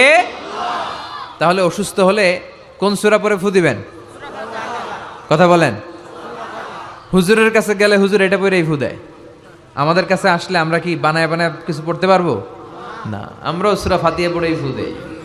তা আপনিও সূরা ফাতিহা পড়ে ফু দিবেন। আর আব্বা আম্মার কাছে দোয়া চাইবেন বেশি। কার কাছে? মায়ের দোয়া আল্লাহ কোনোদিন ফিরায় দেয়? কথা বলেন। ওগো মা তুমি এই ধরনের শ্রেষ্ঠ নেয়ামত, তোমারই পদ তলে রয়েছে জান্নাত। ওগো মা তুমি এই ধরনের শ্রেষ্ঠ নেয়ামত, তোমারই পদ তলে রয়েছে জান্নাত। আলহামদুলিল্লাহ পড়েন। সালাসু দাওয়াতিন মুস্তাজাবা, 3 ব্যক্তির দোয়া আল্লাহ ফিরায় না। এক হচ্ছে মুসাফিরের দোয়া, 2 হচ্ছে মজলুমের দোয়া, 3 হচ্ছে মায়ের দোয়া, বাবার দোয়া, ছেলে মেয়েদের জন্য হাত তুলে দোয়া করতে দেরি, ওই দোয়া কবুল হতে দেরি হয়। এজন্য মায়ের কাছে দোয়া চাইবেন তো, বাবার কাছে। গোটা পৃথিবীর সবগুলো পীর সাহেব মিলে যদি ফু দেয় আর আপনার মা যদি শুধু বিসমিল্লাহ বলে ফু দেয়, মায়ের দোয়া কবুল করে নিবে কে? কত বড় দামি সম্পদ আমাদের ঘরে আমরা জানি না। বিষ্ণু বলেছেন কিয়ামতের একটা আলামত হচ্ছে, কিয়ামতের আগ দিয়ে বিয়ের পর ছেলেগুলো মাকে ভুলে যাবে আর বউয়ের ওন্নার পিছনে খালি ছুটবে, দৌড়াবে। বউ পাগলা, মারে ভুলা যায়। আছে না নাই? চকরিয়াতে মাশাআল্লাহ এগুলা নাই কি? বেশি? সর্বনাশ। যুবক ভাইরা এগুলো করবা না। আব্বা আম্মার কাছ থেকে দোয়া নিবা। খেয়াল রাখবেন, আপনি যত নামাজ পড়েন, আপনি যত রোজা করেন, আপনি যত ইবাদত করেন, আপনি যত হজ করেন, যত দান করেন, আপনার আব্বা আর আপনার আম্মা যদি আপনার উপর নাখোশ থাকে, আপনার ইবাদত আপনারে বাঁচাতে পারবে না। আপনি সেজদা দিতে দিতে কপালে দাগ ফেলেছেন, এই কালো দাগে আপনারা কিছু করে দিতে পারবে না। যদি আব্বা আম্মা আপনার বিরুদ্ধে আল্লাহর কাছে নালিশ করে, এজন্য আব্বা আম্মার কাছ থেকে দোয়া নিতে রাজি আছেন তো? আর অসুস্থ হলে কি পড়ে ফু দিবেন? সবাই বলেন, মনে থাকবে? পেটে ব্যথা, মাথায় ব্যথা, ডায়াবেটিক্স, গ্যাস্ট্রিক, আলসার, সবাই বলেন কোন সূরা? হ্যাঁ, প্যারাসিটামল 3 বেলার মতো। সব রোগের জন্য কোন সূরা? চিল্লায় বলতে হবে কোন সূরা? ফাতিহা। আর যদি জিন ভূত ধরে তাহলে পড়বেন আয়াতুল কুরসি। জিন ভূত ধরে না মাঝে মাঝে, জিন আসর করে, এটা অদৃশ্য একটা প্রাণী। জিসমুন নারিউন ইয়াতাশাক্কালু বিআশকালিন মুখতালিফা, আগুনের তৈরি একটা সৃষ্টি, তারা চাইলে যে কোনো আকৃতি নিতে পারে। এই জিনেরা এসে বিশ্বনবীর কাছে কালিমা পড়ে একদল জিন মুসলমান হয়েছে। বিশ্বনবীর কণ্ঠের সুমধুর তেলাওয়াত শুনে একদল জিন বলেছে, আর ওই কথাটা আল্লাহ কোরআনে কোট করেছে, ইন্না সামি'না কুরআনান আজাবা ইয়াহদি ইলার রুশদি ফাআমান্না বিহি। আমরা কি আজীব কোরআনের তেলাওয়াত শুনলাম, যে কোরআন মানুষকে হেদায়েতের পথ দেখায়। এর চেয়ে কোনো দামি জিনিস পৃথিবীতে নাই, ফলে এই কোরআনের উপর আমরা ঈমান আনলাম। এই জিন জাতীয় বিষ্ণু ঈসা ইসলামের কাছে ঈমান এনে কালিমা পড়ে মুসলমান হয়েছে। এই জন্য এই জিনেরা মাঝে মাঝে আমাদের ক্ষতি করে। টয়লেটে ঢুকার আগে এই জিন থেকে আল্লাহর কাছে পানাহা চাবেন, আল্লাহুম্মা ইন্নী আউযু বিকা মিনাল খুবুসি ওয়াল খাবাইস। খুবুস হচ্ছে খবিসের প্লুরাল, আর খবিসাতুন এটার প্লুরাল হচ্ছে খাবাইস। মানে আল্লাহ, খারাপ জিন, খারাপ পরি, মানে জিন আর জিন্নাহ, পুরুষ জিন, নারী জিন, এই সব ধরনের খারাপ জিনের নজর থেকে তুমি আমাকে হেফাজত করো। এরা টয়লেটের ভেতরে থাকে, এই দোয়া পরে যখন আপনি ঢুকে যান, ওদের চোখের সামনে পর্দা নামিয়ে দেয় কে? ওরা আপনার কোনো ক্ষতি করতে পারে? কিভাবে আপনি প্রোটেকশন নেবেন? এই দোয়াগুলো পড়ার মাধ্যমে সব বিশ্বনবী শিখাই গেছেন। আপনি কখন কিভাবে পড়লে you will get the perfect protection from your lord, আপনি আল্লাহর কাছ থেকে প্রোটেকশন পাবেন, এগুলো পড়ে না। এজন্য জিন ভূতে যদি আসর করে, অশরীরী কোনো প্রাণী যদি আপনার উপর ভর করে ক্ষতি করতে চায়, আপনি যদি ফিল করেন, আপনি আয়াতুল কুরসি পড়বেন, আপনি সূরা ফালাক, সূরা নাস পড়ে ফু দিবেন, জিনের বাদশাও দিবে দৌড়। কথা বলেন। আর প্রত্যেক ফরজ সালাতের পরে এই আয়াতুল কুরসি পড়া লাগবে কি লাগবে না? বিষ্ণু বলেছেন, মান ক্বারা আয়াতুল কুরসি দুবুরা কুল্লি সালাতিন মাকতুবা লাম ইয়ামনাহু মিন দুখুলিল জান্নাতি ইল্লাল মাউত। প্রত্যেক ফরজ সালাতের পরে যে একবার আয়াতুল কুরসি পড়ে, তার জান্নাতে যাওয়ার ক্ষেত্রে আর কোনো বাধা থাকে না, একটা জিনিস ছাড়া, সেটা হচ্ছে তার মরণ। লোকটা মরে না, তাই জান্নাতে ঢুকে না, মরলেই জান্নাতে ঢুকবে। সুবহানাল্লাহ, আসতে পড়েন। ওরে আল্লাহ, ইদানিং অনেক লম্বা লম্বা চিঠি দেয় অনেকে, মনের সব আকুতি মিনতি হুজুরের কাছে ঝেড়ে প্রকাশ করে। আমার একটা পেজ আছে, ফেসবুক পেজ, তো ওখানেও লম্বা লম্বা চিঠি দেয়, এত বড় বড় চিঠি, জীবনের সব দুঃখ কষ্ট আজহারি ভাইয়ের কাছে বলে ফেলায়। তো আল্লাহ তাদেরকে কবুল করুক, যারা ইসলামিকলি সলিউশন চায়, যারা অন্যদিকে না যে কোরআনে কি আছে, সুন্নায় কি আছে, ওইভাবে সাজেশন চায়, আল্লাহ তাদের সবাইকে তুমি কবুল করো। তাহলে আমরা অসুস্থ হলে সূরাতুল ফাতিহা পড়ব, ঠিক কিনা? এই সূরার আরেকটা নাম দিয়েছেন বিশ্বনবী, সেটা হচ্ছে সাবউল মাসানি। কি নাম? চিল্লায় বলেন। وَلَقَدْ آتَيْنَاكَ سَبْعًا مِّنَ الْمَثَانِي وَالْقُرْآنَ الْعَظِيمَ। আল্লাহ বললেন, নবী, আমি আপনারে সাবউল মাসানি দিয়েছি, আমি আপনার নিত্য পাঠনীয় 7টা বাক্য দিয়েছি, আর কোরআনে আজিম দিয়েছি। বিশ্বনবী বলেন, এই সূরাতুল ফাতিহার এত দাম, এই সূরার মতো মর্যাদার সূরা তাওরাতের ভেতরে নাই। আল্লাহু আকবার। এই সূরার মতো মর্যাদা পূর্ণ সূরা ইনজিলের ভেতরে নাই।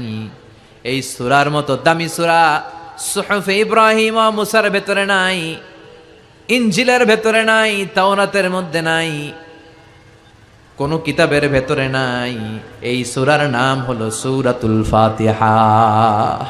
সাবউল মাসানি, নিত্য পাঠনীয় সপ্তবাক্য, মানে এমন 7টা বাক্য যেটা সব সময় পড়তে হয়, সব সময় পড়তে হয়। যারা প্রতিদিন নামাজ পড়েন তাদের সূরা ফাতিহা পড়া লাগে না?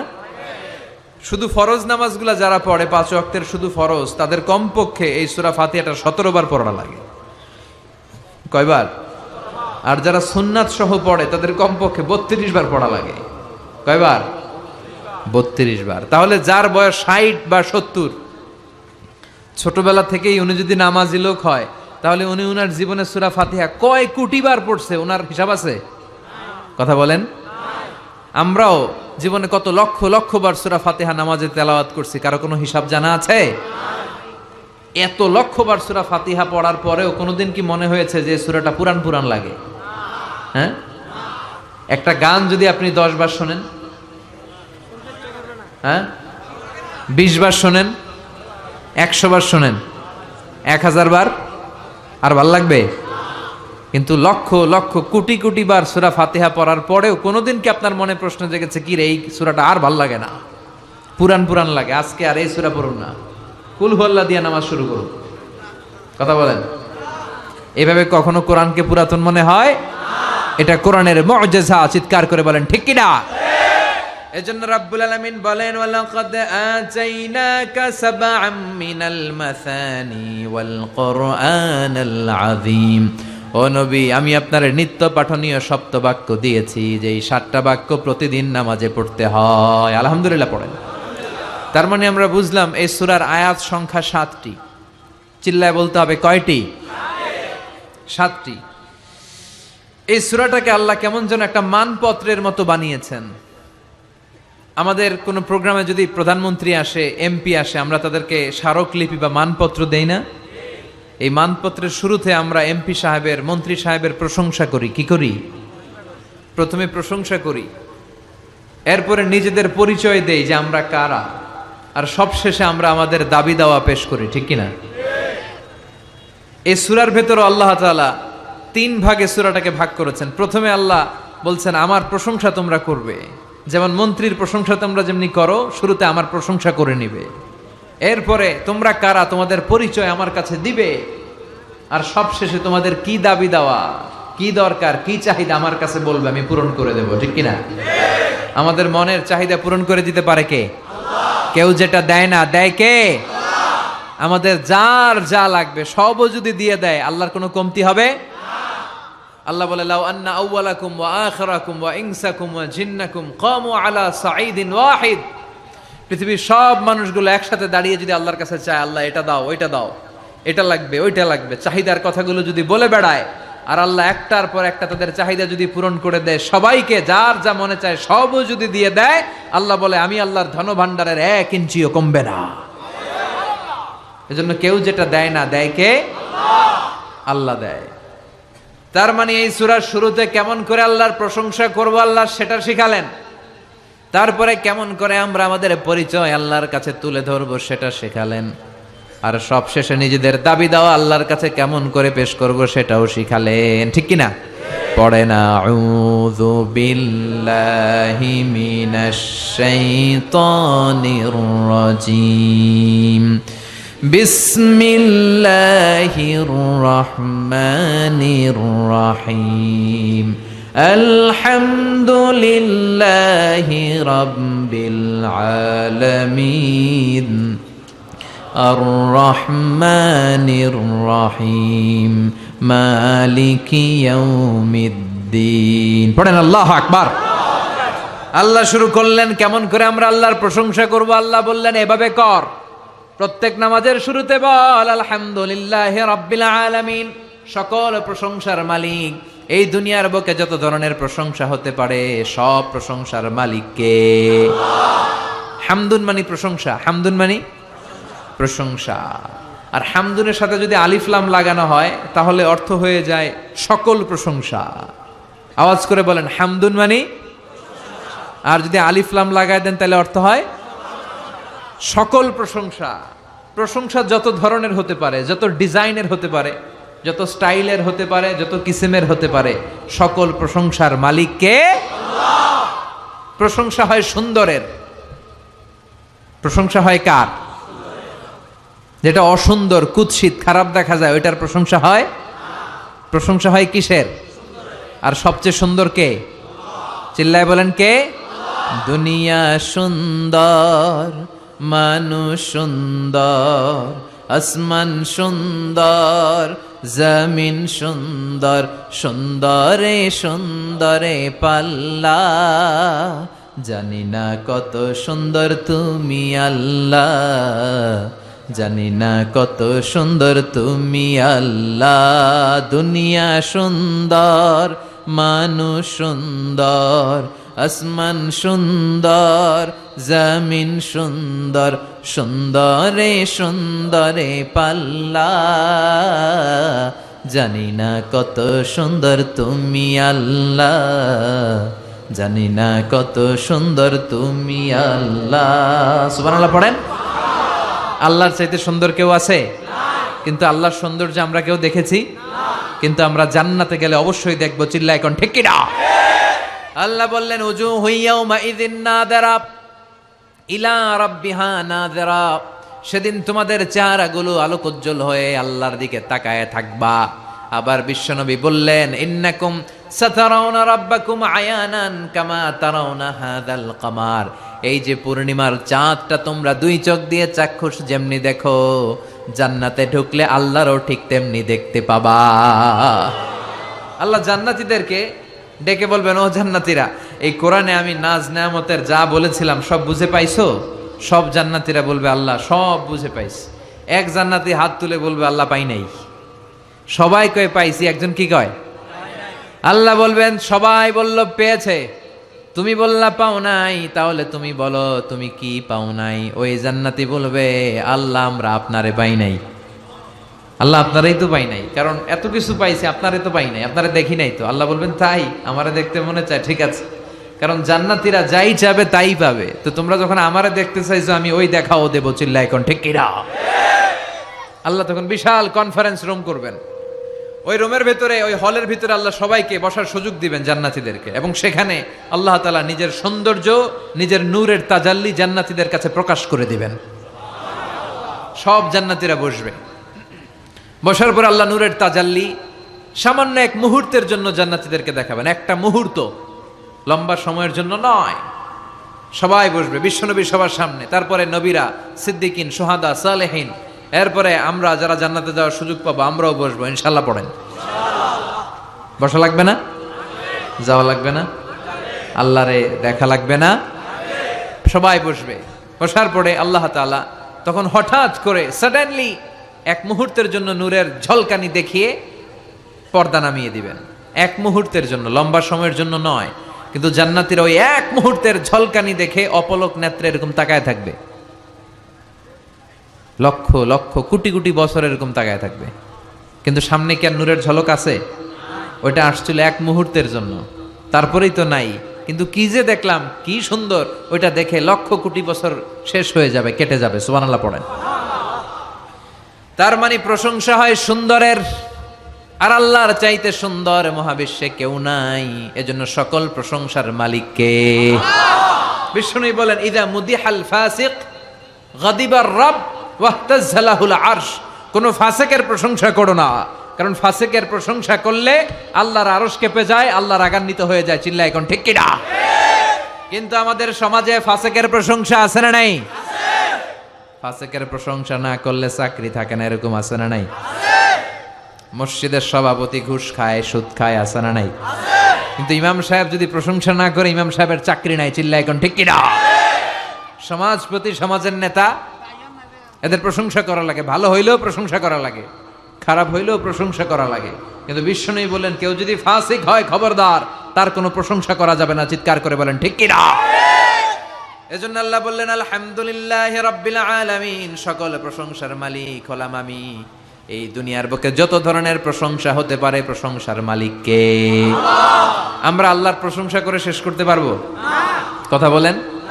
আল্লাহর প্রশংসা যে আমরা করব কম কম না বেশি বেশি? বিষ্ণু ঈসা ইসলাম মসজিদে নববীতে নামাজের ইমামতি করছেন। আল্লাহু আকবার বলে নামাজ শুরু করলেন, রুকু করলেন, রুকু থেকে দাঁড়িয়ে পড়লেন সামি আল্লাহু লিমান হামিদা। পেছন থেকে সাহাবারা মনে মনে আওয়াজ করে বলল ফিসফিস করে রব্বানা ওয়ালাকাল হামদ। এক সাহাবী বলল হামদান কাসীরান তাইয়িবান মুবারাকান ফি। নামাজ শেষে বিশ্বনবী বললেন, কে পড়েছ হামদান কাসীরান তাইয়িবান মুবারাকান ফি? এটা তো আমি শিখাই নাই, কে পড়েছ? এক সাহাবী বলেন, নবী আমি পড়েছি। কেন পড়েছ? আমি তো এটা শিখাই নাই। কই পাইছো? আমি নিজেই বানাইছি। সুবহানাল্লাহ কইবেন না? বিশ্বনবী বললেন, আমি শিখাই নাই, তুমি পাইলা কই? নিজের মন মতো বানালা কেন? সাহাবী বলে, নবী আল্লাহর প্রশংসা কম কম করলে আমার ভালো লাগে না, করতে মনে চাই বেশি বেশি, এজন্য এটা আমি বানাই নিজে নিজে আল্লাহর প্রশংসা করছি। বিশ্বনবী খুশি হয়ে গেলেন, বললেন, আরে ভয় পেও না, চিন্তা করো না, আমি নামাজরত অবস্থায় দেখেছি তোমার যে অতিরিক্ত হামদান কাসীরান তাইয়িবান মুবারাকান ফির অতিরিক্ত 4টা তাসবির যে সওয়াবটা, এই 4টা তাসবির সওয়াবটা কে কার আগে এই সওয়াবটা আল্লাহর আরশে পৌঁছে দিবে, এ নিয়ে 30 জনেরও বেশি ফেরেশতা আকাশে প্রতিযোগিতা করছিল। তাহলে আল্লাহর প্রশংসা আমরা করব কম কম না বেশি বেশি? সকল প্রশংসার মালিক কে? আল্লাহ। আল্লাহর সবচেয়ে বেশি প্রশংসা করেছে কে? বিশ্বনবী মুহাম্মদ সাল্লাল্লাহু আলাইহি ওয়াসাল্লাম। এজন্য ওনার নামের ভেতরেও প্রশংসার শব্দ আছে না নাই? আলহামদু এসেছে হা মিম দাল থেকে। বিশ্বনবীর নামের ভেতরে এই হা মিম দাল আছে না নাই? বিশ্বনবীর সবচেয়ে বিখ্যাত নাম হচ্ছে মুহাম্মদ। বিখ্যাত নামটা কি? এর ভেতরে হা মিম দাল আছে না নাই? এরপরে সবচেয়ে বিখ্যাত যে নামটা বিশ্বনবীর সেটা হচ্ছে আহমদ। আহমদের ভেতরে হা মিম দাল আছে না নাই? আবার বিশ্বনবী কিয়ামতের দিন জান্নাতীদেরকে নিয়ে যখন জান্নাতের দিকে ছুটে যাবেন, তখন বিশ্বনবীর হাতে একটা পতাকা শোভা পাবে। ওই পতাকার মধ্যে ওই শব্দটা লেখা থাকবে যেই শব্দ দিয়ে আল্লাহ সূরাতুল ফাতিহা শুরু করেছেন। কোন শব্দ দিয়ে আল্লাহ সূরা ফাতিহা শুরু করেছেন? আলহামদু। বিশ্বনবীর এই পতাকার মধ্যে লেখা থাকবে আলহামদু। সুবহানাল্লাহ পড়েন। লিওয়াউল হামদ মানে প্রশংসার পতাকা। কারণ এই নবী দুনিয়ার বুকে সবচাইতে বেশি প্রশংসা করেছে কার? এজন্য এই নবী প্রশংসার পতাকা নিয়ে জান্নাতবাসীদেরকে সাথে নিয়ে জান্নাতের দিকে ছুটে যাবে। এজন্য আল্লাহ ডেকে বলে, গোলাম আমার প্রশংসা করে কোনোদিন তোরা শেষ করতে পারবি না। ওয়া ইন তাউদ্দু নি'মাতাল্লাহি লা তুহসুহা ইন্নাল ইনসানা লাযালুমুন কাফফার। আল্লাহ বলে, আমি আল্লাহর দেয়া নেয়ামতগুলো যদি হাত দিয়ে গুনতে শুরু করে দাও, তোমার গুনতে গুনতে জীবন শেষ হয়ে যাবে, হায়াত ফুরিয়ে যাবে, আমার নেয়ামত গুনে শেষ করা যাবে না। সাগরের জলকে কালি করে, গাছের পাতাকে খাতা করে, তোমার মহিমা লেখা শেষ হবে না, যদিও লিখি প্রভু জীবন ভরে। সাগরের জলকে কালি করে, গাছের পাতাকে খাতা করে, তোমার মহিমা লেখা শেষ হবে না, যদিও লিখি প্রভু জীবন ভরে। সাগরের জলকে কালি করে। ঠিক কি না? কি উপমা দিলেন আল্লাহ! পৃথিবীর সব সাগরের জল যদি কালি হয়ে যায়, আরে পৃথিবীর সব গাছগুলো যদি কলম হয়ে যায়, সাগরের জল নামক কালি দিয়ে গাছের কলম, খাতা গাছের কলম দিয়ে ওই পাতার উপর যদি আল্লাহর প্রশংসা লিখতে শুরু করে দাও, সাগরের জলগুলো শেষ হয়ে যাবে, গাছের পাতার গাছগুলো ফুরিয়ে যাবে, কিন্তু আল্লাহর প্রশংসা করে করে শেষ করা যাবে না। আল্লাহর প্রশংসা করে কোনোদিন শেষ করা যাবে? এজন্য সবসময় প্রশংসা করতে হবে কার? কম কম না বেশি বেশি?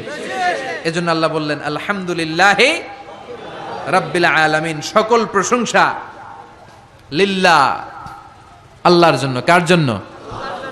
আমরা সব সময় আল্লাহ নামের জিকির করি কি করি না?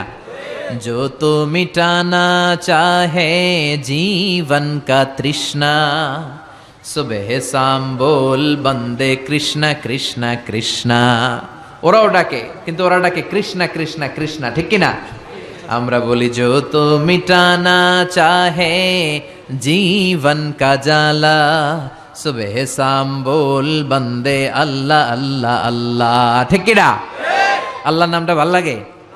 হ্যাঁ, কি সুন্দর একটা নাম আল্লাহ নিজের জন্য বানালেন। আলিফ লাম লাম হা, আলিফ লাম লাম হা, আল্লাহ। ডাক দিলে হৃদয়টা ভরে যায়, ঠিক কিনা? আল্লাহর একটা ডাক দেন, বলেন আল্লাহ। আবারও পড়েন আল্লাহ, আবারও পড়েন আল্লাহ। প্রথমে আল্লাহ আল্লাহ, শেষেও আল্লাহ আল্লাহ, আকাশে আল্লাহ আল্লাহ, জমিনে আল্লাহ আল্লাহ। সবাই পড়েন, প্রথমে আল্লাহ আল্লাহ, শেষেও আল্লাহ আল্লাহ, আকাশে আল্লাহ আল্লাহ, জমিনে আল্লাহ আল্লাহ। নিখিল জাহান গায়ে গুণগান, তার নামে গায় আমরাও গাহি তাআলা। হামদে বারি তাআলা, হামদে বারি তাআলা, হামদে বারি তাআলা। সুবহানাল্লাহ পড়েন। এজন্য হামদে বারি তাআলা যেগুলো আছে এগুলো গাবেন। এগুলো গাইলে আল্লাহর ভালোবাসা হৃদয়ের মধ্যে বাড়িয়ে দিবে কে? এজন্য আল্লাহ বললেন আলহামদুলিল্লাহ, সকল প্রশংসার মালিক হলো একমাত্র আল্লাহ। আমরা বললাম আল্লাহ, আপনি আবার কেমন আল্লাহ? আল্লাহ বললেন রব্বিল আলামিন, আমি হলাম গোটা বিশ্বের রব। রব্বিল আলামিন, গোটা বিশ্বের রব। যত জগৎ আছে সব জগৎ সমূহের রব। আল্লাহর একটা চমৎকার নাম হচ্ছে রব। আল্লাহর একটা চমৎকার নাম কি? কবরের প্রথম প্রশ্ন কি? তোমার রব কে? আমাদের রব কে? আবার আমরা যখন সালাতে রুকু করতে যাই আমরা কি বলি? সুবহানা রাব্বিয়াল। রবের নাম আছে না? এরপরে যখন সিজদায় যাই আমরা কি পড়ি? সুবহানা রাব্বিয়াল আলা। আবার বিশ্বনবী যখন আল্লাহর কাছে দোয়া করতেন, বিশ্বনবী রবের নামটা শুরুতে এনে দোয়া শুরু করতেন আর পড়তেন রব্বানা আতিনা ফিদ দুনিয়া হাসানাতাও ওয়া ফিল আখিরাতি হাসানাতাও ওয়া কিনা আযাবান নার। আবার তিনি পড়তেন রব্বানা যালামনা আনফুসানা ওয়া ইল্লাম তাগফির লানা ওয়া তারহামনা লানাকুনান্না মিনাল খাসিরিন। আলহামদুলিল্লাহ পড়েন। তার মানে আমাদের দোয়ার ভেতরেও রবের নাম আছে না নাই? রব কাকে বলে? রব মানি বিধানদাতা, রব মানি আইনদাতা, রব মানি রিজিক দাতা, রব মানি হুকুমদাতা, রব মানি চাওয়ার আগে যিনি দিয়ে দিতে পারে তিনি। চিৎকার করে বলেন ঠিক কিনা? সহজ কথায় রব কি যদি বুঝতে চান এভাবে বুঝাবো যে যার যখন যেটা যতটুকু দরকার তাকে তখন সেটা ততটুকু ফরিয়াদ করার আগেই যিনি দিয়ে দেয় তার নাম রব। সুবহানাল্লাহ পড়েন। আমাদের যার যখন যেটা লাগে দেয় কে? দেখেন মায়ের পেটের ভেতরে যখন ছিলাম, মনে আছে ওই কথাগুলো? কার মনে আছে? মনে আছে? মায়ের পেটের ভেতরে যে কেউ 8 মাস কেউ 9 মাস যে ছিলাম, কোন জগতে ছিলাম কিছু খেয়াল করতে পারি? স্মৃতির পাতা হাতরাতে হাতরাতে পেছনে গেলে কতদূর যেতে পারবেন আপনি? 2 বছর, 3 বছর, 1 বছরের ঘটনা কারো মনে আছে? হ্যাঁ, 3-4 বছরের আগে তো কি কি ঘটছে মনেই নাই, ঠিক কিনা? কিন্তু তার আগে যে আপনি মায়ের পেটে ছিলেন, আপনারা খাবার দিল কে? আল্লাহর কাছে ফরিয়াদ করছিলেন, চাইছিলেন যে আল্লাহ মায়ের পেটের ভেতরে 3টা প্যাকেট দিয়ে আল্লাহ রেখেছে ফি যুলুমাতিন সালাস, 3টা গোপনতম প্রকোষ্ঠ, এমন একটা টেম্পারেচার আল্লাহ রেখেছে যেটা আপনার স্বাস্থ্যের জন্য ভালো ছিল। ওই প্রকোষ্ঠের ভিতরে আপনার যতটুকু খাবারের দরকার ততটুকু খাবার, যতটুকু পানির দরকার ততটুকু পানি, যতটুকু অক্সিজেন দেওয়া দরকার ততটুকু অক্সিজেন সরবরাহ করেছে কে? আবার মায়ের পেট থেকে যখন বেরোলাম, আমাদের নাভির সাথে মায়ের জরায়ুর একটা কানেকশন থাকে, ওইটা কেটে দেয়। কেটে দিলে বাচ্চা ওয়া ওয়া করে কাঁদে। আসলে সে আল্লাহরে ফরিয়াদ করে, বলে আল্লাহ পেটের ভেতরে 8 মাস ছিলাম, তুমি একটা লাইন দিয়ে খাবার দিছো, দেখো দুনিয়ার মানুষরা কেটে দিয়েছে, খাবো কি? আল্লাহ বলে গোলাম চিন্তার কারণ নাই, খাবারের একটা লাইন ছিল, এর বদলে আমি তোর মায়ের বুকের ভেতরে এখন খাবারের 2টা লাইনের ব্যবস্থা করে দিলাম। পেটের ভেতরে যখন ছিলাম রিজিক দিল কে? আবার দুনিয়াতে আসার সাথে সাথে মায়ের বুকের দুধ দিয়ে রিজিকের ব্যবস্থা করলো কে? যখন মায়ের বুকের দুধ আমরা খাইতাম আমাদের দাঁত ছিল? কথা কন, দাঁত ছিল আপনাদের? দাঁত ছিল না। দুধ খেতে দাঁত লাগে না, পানি খেতে দাঁত লাগে না, তখন দুধ খেতাম, পানি খেতাম, সুজি খেতাম। বয়স যখন 2, 3, 4 বাড়তে শুরু করলো তখন আমার শক্ত জিনিস খেতে হবে, গোশত খেতে হবে, মাছ খেতে হবে, হাড্ডি চিবোতে হবে। ঠিক তখন আমার দাঁতের দরকার আছে না নাই? ঠিক যখনই দাঁতের দরকার তখনই দাঁত দিল কে? নাকি আমরা অ্যাপ্লাই করছিলাম? অনলাইন রেজিস্ট্রেশন, যাদের দাঁত লাগবে দ্রুত অ্যাপ্লাই করেন, আসন সংখ্যা সীমিত। কি অ্যাপ্লাই করছিলাম? করি নাই। যখন দাঁত লাগে না দেয়ও নাই, যখন লাগছে তখন দিয়ে দিছে। তার নাম রব। চিল্লায় বলেন ঠিক কিনা? এত গেল মানুষের কথা। এবার আপনি গাছপালার দিকে তাকান। গাছপালাটা বেড়ে ওঠার জন্য যখন গাছপালার যেটা দরকার, গাছপালারে সব সরবরাহ করলো কে? প্রাণীকুলের মধ্যে খেয়াল করে দেখেন, একটা ছোট্ট প্রাণীর যেভাবে বেঁচে থাকা দরকার সব দিল কে? আপনারা ভাল্লুক দেখছেন, সিংহ দেখছেন, বাঘ দেখছেন? আমাদের এলাকার সিংহ বাঘের চামড়া এক ধরনের, স্ক্যান্ডিনেভিয়ান যে কান্ট্রিগুলো আছে ওগুলোর সিংহ বাঘ ভাল্লুকের চামড়া আরেক ধরনের। আমাদেরগুলা পাতলা, ওগুলা মোটা, কারণ ওগুলা শীত প্রধান দেশের বাঘ। আমাদের আরব বিশ্বে যে উটগুলো আছে এগুলোর চামড়া পাতলা, এগুলোর উপরে লোম নাই। কিন্তু স্ক্যান্ডিনেভিয়ান যে কান্ট্রিগুলো আছে, শীত প্রধান দেশ, ওই শীতের দেশেও আমি কিছু ভিডিওতে ওখানে কিছু উট দেখেছি, অদ্ভুত ধরনের উট, এগুলোর গায়ের মধ্যে অনেক বড় বড় লোম। দেখছেন আপনারা? কিন্তু আরব বিশ্বের কোন উটের গায়ের ভেতরে বড় বড় লোম দেখা যায়? কারণ বড় বড় লোম যদি আরব বিশ্বের উটের গায়ে দেয়, এরা গরমে বাঁচবে? কথা বলেন। আবার আরব বিশ্বের উটের গা যেরকম পাতলা, এরকম পাতলা করে যদি শীত প্রধান দেশের উট আল্লাহ বানায়, ওরা শীতে বাঁচবে? প্রাণীকুলের মধ্যেও যেই প্রাণীটাকে যেভাবে বানালে তার জন্য বাঁচতে, সারভাইভ করতে সুবিধা হবে, চাওয়ার আগে প্রাণীকুলের মধ্যে সেই জিনিসগুলো দিয়ে দিয়েছে কে? এজন্য আল্লাহ ডেকে বললেন, গোলাম আমি হলাম রব। এই দুনিয়ার বুকে কেউ তোদেরকে আইন দিবে না, বিধান দিবে না, আমি আইন দেব, বিধান দেব। সৃষ্টি আমার, আইন চলবেও আমার, জমিনটা আমার, আইন চলবেও আমার। ঠিক কি না? আল্লাহর দেয়া রিজিক খেয়ে, আল্লাহর দেয়া নিমক খেয়ে ওই আল্লাহর রব হিসেবে মানতে চায় না, ওই আল্লাহর দেয়া বিধানগুলোরে মানতে চায় না, ওই ইসলামের কথাগুলো সহ্য হয় না, এরকম উল্লুক্কা পাঠা আছে না নাই? সংসদ ভবনে দাঁড়িয়ে, মুসলমানদের টাকার সংসদ ভবন, ওই সংসদ ভবনে দাঁড়িয়ে ইসলামরে বাস দেয় এরকম গাদ্দার আছে না নাই? এগুলোর সাথে মুসলমানদের কোনো সম্পর্ক? এগুলো হচ্ছে আগাছা। এগুলো কি? মাননীয় প্রধানমন্ত্রীর উচিত সংসদ ভবনটারে আগাছা মুক্ত করা। এগুলো আগাছা, এগুলো অন্যের কাঁধে ভর করে ক্ষমতার চেয়ারে বসেছে। চিল্লায় বলেন ঠিক কিনা? সে ইসলামরে গালি দিয়েছে মোল্লাতন্ত্র বলে। ইসলাম তার ভালো লাগে না, আল্লাহর দেয়া বিধান সে আল্লাহর জমিনে চায় না। এই আগাছাগুলোকে মুক্ত করে আগাছা মুক্ত বাংলাদেশ গড়ার দরকার আছে না নাই? রাজি আছে মুসলমান? হাত তুলে আল্লাহর দেখাও। আগাছা মুক্ত বাংলাদেশ চাই, যেখানে সবাই ইসলামের পক্ষে কথা বলবে। চিল্লায় বলেন ঠিক কিনা? আমাদের রব কে? আল্লাহ আমারে রব, আল্লাহ আমারে রব, দমে দমে তনু মনে তারি অনুভব। তোমার দুনিয়াতে আমি যেদিকে তাকাই, অথই নেয়ামাতে ডুবে আছি সবাই। পাখ পাখালির গানে শুনি তাসবি কল রব, তাসবি কল রব। পড়েন আল্লাহ আমারে রব, আলহামদুলিল্লাহ রাব্বিল। আমাদের রব কে? আল্লাহ বলেন, গোলাম প্রশংসা ওই আল্লাহর, যে আল্লাহ হলো গোটা জগতের রব। তিনি একটা জগতের রব নয়, তিনি হলেন রব্বিল আলামিন। ঠিক কিনা? মনে রাখবেন, আলাম মানে একটা জগৎ, আলাম মানে কি? আর আলামিন মানে অনেকগুলো জগৎ, মাল্টি ডাইমেনশনাল ইউনিভার্সের মালিক তিনি। তিনি পৃথিবীর মালিক, তিনি প্রাণী জগতের মালিক, তিনি মৎস্য জগতের মালিক, তিনি সৌর জগতের মালিক, তিনি অদৃশ্য জগতের মালিক। সবগুলো জগতের মালিক কে? আমরা খালি চোখে অল্প কয়েকটা জগৎ দেখি, বিশাল বিশাল জগৎ তিনি উপরে তৈরি করে রেখেছেন। এটাকে বলে মহাকাশ জগৎ। কি বলে? আমরা খালি চোখে যা দেখি এটা কিন্তু আকাশ না, এটা মহাশূন্য।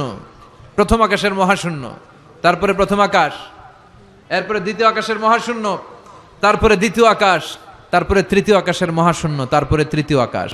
একটার চেয়ে আরেকটারে বড় করে তৈরি করেছে কে? এই সবগুলো জগতের মালিক কে? এজন্য রব্বুল আলামিন বলেন আলহামদুলিল্লাহি রাব্বিল আলামিন। কেমন করে আল্লাহর প্রশংসা করব বুঝতে পারছেন? এরপর আমরা বললাম আর রহমানির রহিম, আপনি দয়ালু, আপনি মেহেরবান। আল্লাহর চাইতে বেশি দয়ালু কেউ আছে নাকি? আমি আমারে যতটা বেশি ভালোবাসি তার চাইতেও আমারে বেশি ভালোবাসে কে? আমার বাবা মা আমারে যত বেশি ভালোবাসে তার চেয়ে আমারে বেশি ভালোবাসে কে? আমার স্ত্রী আমারে যত বেশি ভালোবাসে তার চাইতেও আমারে ভালোবাসে কে? আমার সন্তান আমারে যত ভালোবাসে তার চাইতেও আমারে বেশি ভালোবাসে কে? আল্লাহ তুমি দয়ার সাগর রহমানুর রহিম, তোমারে দয়ায় পূর্ণ আমার সারা নিশিদিন, তোমারে দয়ায় পূর্ণ আমার সারা নিশিদিন। ঠিক কি না? প্রিয় ভাইয়েরা, খেয়াল রাখবেন, আমাদের রব হচ্ছে রহমান, তিনি হচ্ছেন রাহিম। চিল্লায় বলেন আল্লাহর নাম কি? আল্লাহর নাম কি? তিনি রহমান, তিনি রাহিম। তিনি যে কত দয়ালু, তিনি যে কত মেহেরবান, তিনি যে আমারে আপনারে আমাদেরকে কত ভালোবাসে আপনি কল্পনাও করতে পারবেন না। এজন্য নেভার লুজ হোপ, আশা হারানো যাবে না, ভরসা রাখতে হবে একজনের উপর। চিল্লায় বলেন তিনি কে?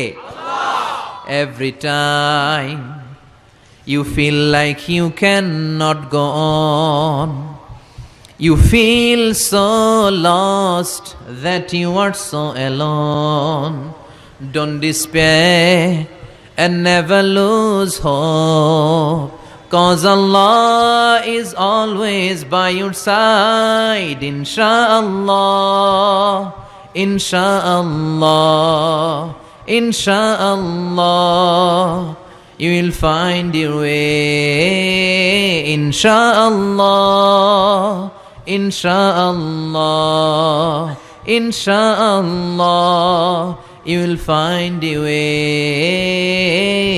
Every time you feel like you cannot go on, you feel so lost that you are so alone, don't despair and never lose hope, 'cause Allah is always by your side, inshallah.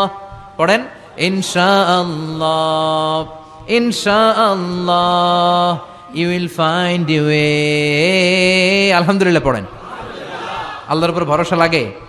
হ্যাঁ, আল্লাহর দয়ালু বলে মনে হয়? ইনশাআল্লাহ পড়বেন না? Never lose hope, আশা ছেড়ে দিও না। এটা কার কথা? আল্লাহর কথা থেকে নিয়ে না শীতটা বানানো। আয়াতটা হচ্ছে লা তাইয়াসু মির রাউহিল্লাহ, আল্লাহর রহমত থেকে নিরাশ হবা। মনে রাখবেন, আপনার পাপ, আপনার অন্যায়, আপনার গুনাহ, আপনার অপরাধ, আপনার জুলুম যত বড় হোক, আল্লাহর দয়া তার চেয়েও বড়।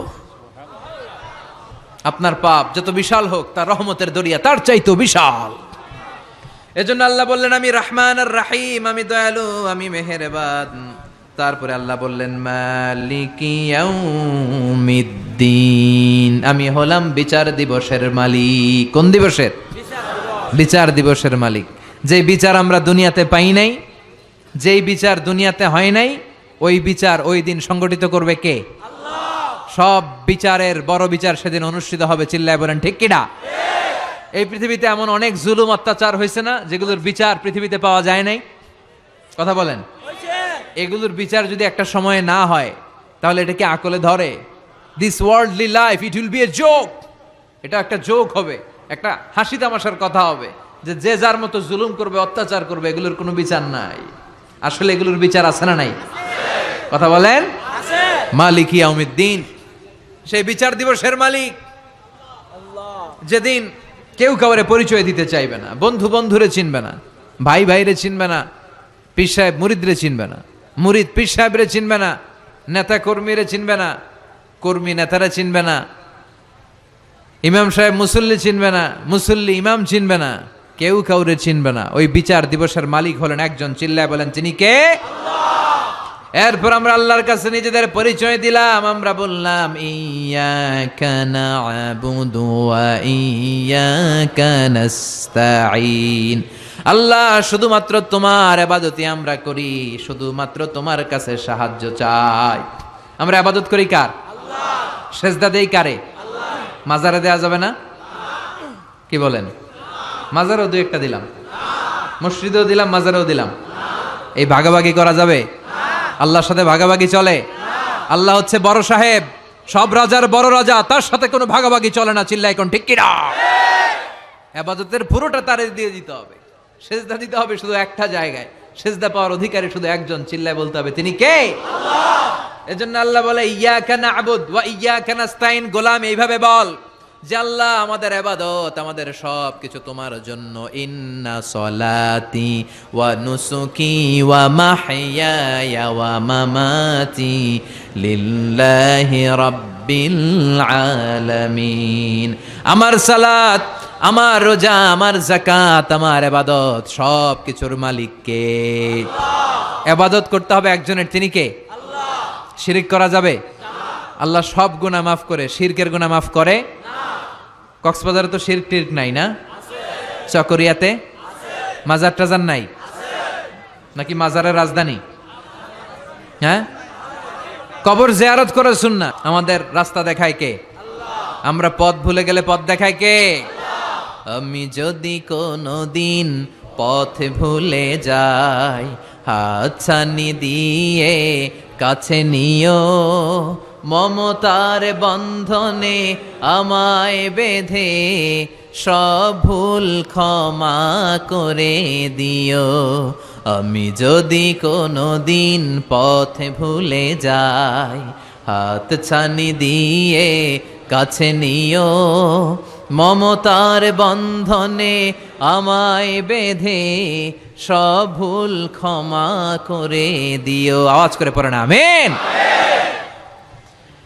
এরপর আমরা আল্লাহরে বললাম আল্লাহ সিরাতুল মুস্তাকিম আমাদের দেখাবা, কিন্তু ওই পথটা যেন এমন হয় যেই পথের মধ্যে তুমি নিয়ামত দিয়েছো। সিরাতাল্লাযীনা আন'আমতা আলাইহিম, সিরাতাল্লাযীনা আন'আমতা আলাইহিম। আল্লাহ ওই পথ যেই পথের উপর তোমার নিয়ামত বেশি না কম? বেশি। আল্লাহ কাদের পথে নিয়ামত বেশি দিয়েছে? নবীদের পথে, সিদ্দিকিনদের পথে, শুহাদাদের পথে, সলিহিনদের পথে। চিল্লায় বলেন ঠিক কিনা? তাহলে আমরা পথ গ্রহণ করলে এই চারটা পথ গ্রহণ করব, ঠিক কিনা? এক নম্বরে নবীদের পথ, দুই নম্বরে সিদ্দিকিনদের পথ, তিন নম্বরে শুহাদাদের পথ, চার নম্বরে আওয়াজ করে বলেন, এক নম্বরে নবীগিন, দুই নম্বরে সিদ্দিকিন, তিন নম্বরে শুহাদা, চার নম্বরে সালিহিন। আওয়াজ করে সবাই বলেন, এক নম্বরে, আওয়াজ করে বলতে হবে, এক নম্বরে, দুই নম্বর, তিন নম্বর, চার নম্বর। এই চারটা পথের চেয়ে শ্রেষ্ঠ পথ হতে পারে? এই চার শ্রেণীর লোকের চেয়ে শ্রেষ্ঠ কোনো মানুষ আল্লাহর জমিনে থাকতে পারে? নবীদের পথ। নবীরা আমাদের মডেল, তাদের কারো কথার সাথে কারো কথার বৈপরীত্য ছিল না। পৃথিবীর কোন নবী বলছে আল্লাহ একজন, আরেক নবী আইসা কয় না আল্লাহ দুইজন হইতে পারে? হয়েছে? তার মানে তাদের কথায় মিল আছে না নাই? তাদের কাছে ওহী আসে একটা হেডকোয়ার্টার থেকে। চিল্লায় বলেন তো হেডকোয়ার্টারটা কার? তারা পৃথিবীর শ্রেষ্ঠ সন্তান। দুই নম্বরে সিদ্দিকিন। সিদ্দিকিন মানে সত্য প্রকাশে, সত্য গ্রহণে আপোষহীন, যাদের লিডার ছিল আবু বকর সিদ্দিক, ঠিক কিনা? ওনার চেয়ে শ্রেষ্ঠ মানুষ হয়? আমরা ওনার মতো হতে চাই কি চাই না? তিন নম্বরে শুহাদা, শহীদদের পথ, পৃথিবীর শ্রেষ্ঠ সন্তান, শ্রেষ্ঠ সন্তান। এজন্য শাহাদাতের তামান্না থাকার দরকার আছে না নাই? মরবো কয়বার? কথা কন। এজন্য আমরা আল্লাহর কাছে শাহাদাতের মৃত্যু চাই। আমাকে শহীদ করে সেই মিছিলে শামিল করে নিও। আওয়াজ করে পড়েন আমিন। সর্বশেষ হচ্ছে সালিহিনদের পথ, নেককারদের পথ, ঠিক কিনা? তাহলে চারটা পথ আমরা চাই, আর দুই শ্রেণীর রাস্তা থেকে আমরা নিজেদেরকে বাঁচাতে চাই। কয় শ্রেণী? সবাই বলেন। আমরা বললাম আল্লাহ এই চার শ্রেণীর রাস্তায় যেন আমরা থাকতে পারি, চলতে পারি, কিন্তু দুই শ্রেণীর রাস্তা থেকে আমরা নিজেদেরকে বাঁচাতে চাই। গায়রিল মাগদুবি আলাইহিম ওয়ালাদ-দাল্লিন। গায়রিল মাগদুবি আলাইহিম, আল্লাহ যাদের উপর তুমি রাগান্বিত, তোমার ক্রোধ আর রাগ যেই দলের উপর, ওই দলে আমরা ঢুকতে চাই। ওইটা হচ্ছে ইহুদিদের দল। কাদের দল? পৃথিবীতে সবচাইতে নিকৃষ্ট জাতি। ওরা নিজেদের নবীদেরকে নিজেরা মেরেছে, গোটা বিশ্বে বিশৃঙ্খলা লাগিয়েছে। এই পৃথিবীতে যত প্রথম বিশ্বযুদ্ধ, দ্বিতীয় বিশ্বযুদ্ধ, যত পৃথিবীতে অস্ত্রের মহড়া, সব যুদ্ধ আর অস্ত্রের নাটের গুরু হচ্ছে ইহুদিরা। চিল্লা এখন ঠিক কিনা? গোটা বিশ্বব্যাপী যত ঝঞ্ঝাল, এগুলোর নাটের গুরু হচ্ছে ইহুদিরা। ওদের পথ আমরা চাই না। পাশাপাশি ওয়ালা দাল্লিন, পথভ্রষ্ট যারা যাদের নবীকে তেল মালিশ করতে করতে সম্মান দিতে দিতে আল্লাহর চেয়ারে বসাইছে। ওরা বলে ঈসা আলাইহিস সালাম নাকি আল্লাহর ছেলে, মারিয়াম আলাইহিস সালাম নাকি আল্লাহর স্ত্রী। আমরা এই পথ মানি না। আমরা বলি কুল হু আল্লাহু আল্লাহুস লাম ইয়ালিদ ওয়া লাম ইয়াকুল লাহু। আমরা বলি আমরা ইহুদিদের পথ মতো মানতে চাই না, আমরা খ্রিস্টানদের পথেও চলতে চাই না, আমরা নবীদের পথ, সালেহিনদের পথ, সিদ্দিকিন আর সোহাদাদের পথ চাই। ঠিক কি না? এই যে এতগুলো প্রার্থনা বাক্য যে পড়লাম, এখন আমিন বলার দরকার আছে না নাই? আওয়াজ করে পড়বেন আমিন। সালাতে যখন সূরাতুল ফাতিহা পড়েন তখন আপনারা আমিন বলবেন, জোরে বলবেন কিংবা আস্তে বলবেন, কিন্তু বলবেন। আমিন বলা ছেড়ে দিয়েন না আবার, নাকি আমিন লইয়া কিলাকিলি করবেন? কিলাকিলি করবেন কারা কারা দেখি? চকরিয়াতে আছে আমিন লইয়া কিলাকিলি? কিলাকিলি করা যাবে? আমরা সালাতের পরে সূরা ফাতিহা যখন পড়বো, পড়ার পরে আমরা আমিন পড়বো। আমরা সূরাতুল ফাতিহা থেকে যা শিখলাম নিজেদের জীবনে বাস্তবায়ন করব। আর সব সময় বিপদে আপদে একজনের কাছে প্রার্থনা করব, তিনি কে? কেউ যেটা পারে না, পারে কে? অসুস্থ হলে কোন সূরা পড়ে ফু দিবেন? জোরে বলেন।